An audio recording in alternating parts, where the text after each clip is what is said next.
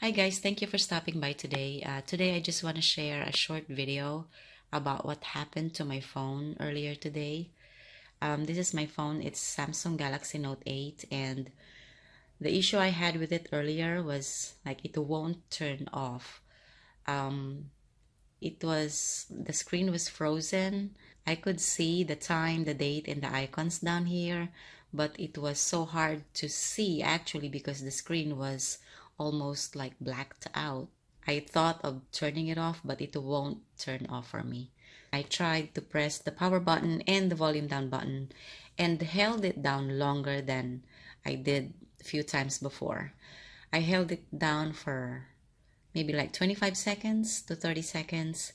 And then a few seconds after, I just noticed that it just started vibrating, and then I just saw that it started working again. It actually turned off, and then it turned on by itself. Finally, my phone is working again, I think. let me try again. Okay, yeah, there it is. Okay. So, that's all for today, guys, and thank you for joining me again today. I hope this helped.